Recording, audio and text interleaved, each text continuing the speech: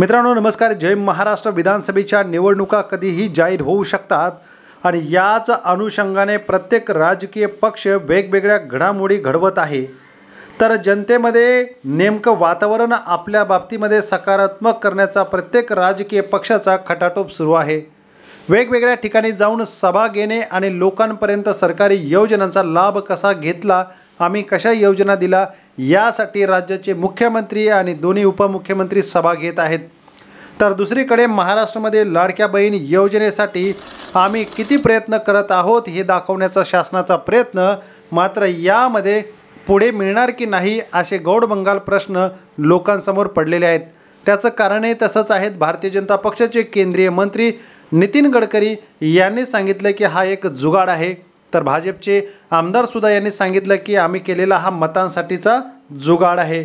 आणि अशा वेळी वेगवेगळ्या ठिकाणी सभा घेणे आणि त्या सभेसाठी लोकांना आमंत्रित करणे या काही गोष्टी नवीन नाही आहेत। मात्र एक काळ असा होता की महायुती म्हणजेच शिवसेना, उद्धव बाळासाहेब ठाकरे आणि भाजप यांची युती असताना लोकसभेला भरपूर प्रमाणात जमायची, मात्र आज भाजपच्या सभेकडे लोकांची पाठ फिरवायची सवय झालेली आहे। भारतीय जनता पक्ष आणि अजित पवार गट यांच्यासाठी अतिशय धक्कादायक बातमी समोर येते। राज्याचे उपमुख्यमंत्री आणि मुख्यमंत्री यांनी लाडकी बहीण योजना आणली, ती आपल्यासाठी किती फलदायी आहे हे दाखवण्यासाठी सभा घेणं सुरू आहे। आपण हा व्हिडिओ सध्या बघतोय, प्रचंड प्रमाणात व्हायरल होतोय। समोर राज्याचे उपमुख्यमंत्री अजितदादा पवार भाषण करत आहेत आणि समोर आपण बघतोय की रिकाम्या खुर्च्यांचा ढीग लागलेला आहे।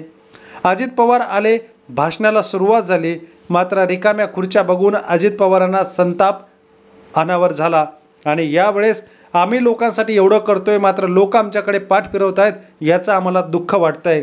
आणि रिकाम्या खुर्च्या म्हणजे येणाऱ्या विधानसभेच्या निवडणुकीमध्ये कोणता निकाल लागू शकतो हा स्पष्ट दिसून येत आहे।